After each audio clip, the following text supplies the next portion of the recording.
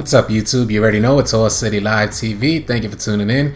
And today we're gonna create another Fortnite banner within Photoshop. All of the resources that I have used to create this banner are gonna be available for you guys to download within the description below. So if you want to follow along, please be sure to download those resources. I have some great smoke backgrounds and some flares, and the characters that I use, some HUD elements. They're all in the description below, so if you want to follow along, please be sure to download those resources. So we're gonna get right into it. This was my final image here that I used to create this.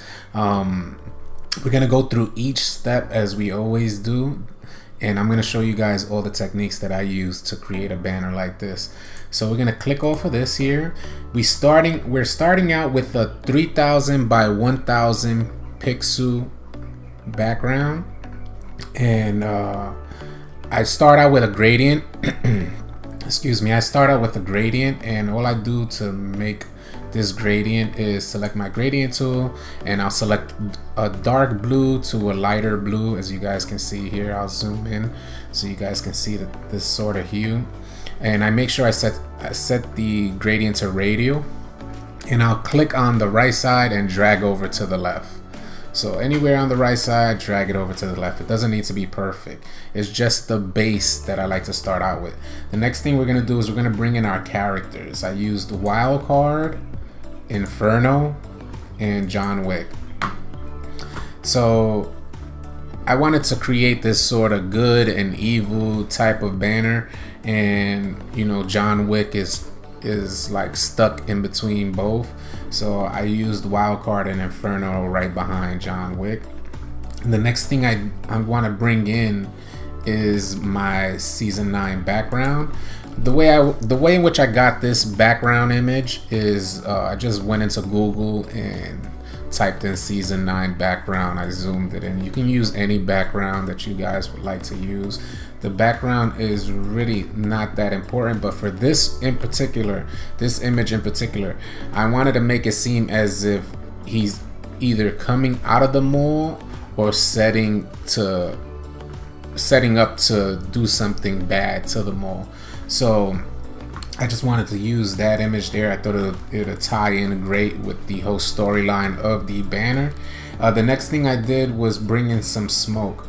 So I'm gonna bring in this smoke background that I have here, and these resources are gonna be available for you guys to download. Again, some great resources. And I wanted to add some color to that area here. So to add that color, I just let me bring in my flare first. So I added this flare here, and I sampled from that flare. So like I took my eyedropper tool and I just select around this area, and when I got that color, I just added some color on a separate layer. On this separate layer, I added some color. So the next thing I did was add some red behind Inferno, just behind the characters there. So I wanted to add some red, and the way in which I did that, I used a soft brush, and I just made my brush a little larger and just added some red. I brushed in some red there. We're gonna add another smoke. So I added a smoke image just to kind of add some texture here. So I'll zoom in so you guys can see what I mean. When I take out the smoke, you'll see kind of like the speckles and the dust. So that's what I wanted to add in there. It's really the little things that help bring an image together. I added some more smoke over here, and we're gonna bring in the banner. I just wanted to add this feature here to kind of show that there's some motion over here. And the next thing I did was, let's bring this back a little bit. So you see how everything is you see the darkness from this flare. It's off color over here, so it's a little off-putting. So I just wanted to add some black around the entire background, and that helps bring it together, as you guys can see. So right above your bottom layer, I created a new layer and added some black. I just brushed in some black there. So we're gonna continue on. I added this tech line as you guys can see here. Just let me lower this brush tool, and I just added this tech line right here, and I also added a circular array, and that's the circular array here. And all I do is drag and drop these HUD elements, and it helps, you know, bring it all together. And to bring and add some depth to your image, I created a levels adjustment layer, and I put it right above, you know, the characters and the background. And as you guys can see here, I'll zoom in and help you guys see. So as you can see, it's a little dull around here, and I wanted to make that all pop. So when you add your levels adjustment layer, it helps make everything pop. It brings everything together. And on the levels adjustment layer, I'm gonna click in so you guys can see. I brought my blacks in a little bit and my whites up a little bit. So I have the adjustment set to 17.96 and 202. So we'll get rid of that. I'm gonna zoom back out, and you see Inferno is standing behind John Wick. So I wanted to add a red hue along this side of John Wick. So what I did was I used the brush tool and I set it to color dodge, and that helps bring everything together. With my brush tool on a separate layer, set your layer to color dodge and just kind of brush in, you know, a highlighted reddish type of hue, and that helps get that effect. I brought in my text, real simple. The text is real simple. The font that I used for John Wick is called Luckiest Guy. That's going to be in the description below if you guys want to download that. The next thing I did was bring in a bomb, because, you know, he's standing behind the Mega Mall and it's a battle between good and evil.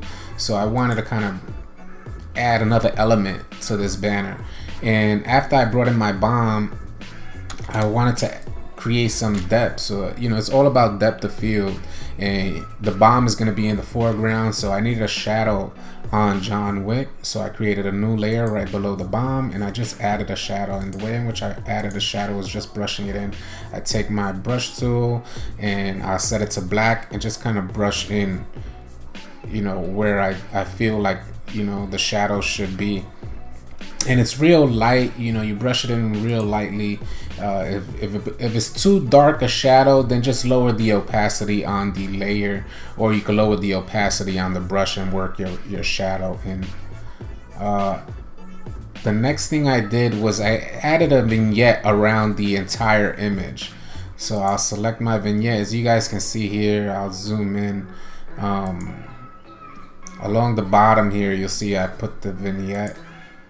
And I did that across the entire image, and I'll tick on and off, and that helps bring the image together in my eyes. The next thing I did was add a burn layer, and what I do with the burn layer is just I make the blacks blacker, and it helps bring out the colors whenever you make the darks just a bit darker. So I'll tick on and off so you guys can see what a burn layer does, and it just helps, you know, really make these colors pop, add vibrance to your image. If you make the darks darker, it's sort of like what 4K does on a 4K television. If you make the blacks blacker, then the colors will pop a bit more. So that's the whole concept behind it. The next thing I did was add a vibrance layer. If you guys have ever seen one of my tutorials, I like to add vibrance layers, and what I use to add a vibrance layer is I'll create a new layer and set it to linear dodge or color dodge, and I'll zoom in on a particular area that I would like highlighted. So I wanted these I wanted the lights on the bomb to be highlighted a bit. So what I did was I sampled the area with my eyedropper tool. I'll click once, sample the color, and then I'll switch to my brush tool. I'll lower the brush to the size that I want to sort of radiate color, and I'll just click once on the area. So I'll click, click, click, and click, and that gives it that effect there. And I'll show you guys what I mean when you tick off as you guys can see here, tick off and then tick on. And that, when you zoom out, that sort of helps, you know, give the impression that there are lights and the lights are radiating. So, and my final, you know, I just always create a final layer to work with. If you guys enjoyed this video, please be sure to click on that like button, subscribe to the channel. We're always gonna have free resources available for you guys to use. I hope you guys enjoyed, and I'll catch you guys later.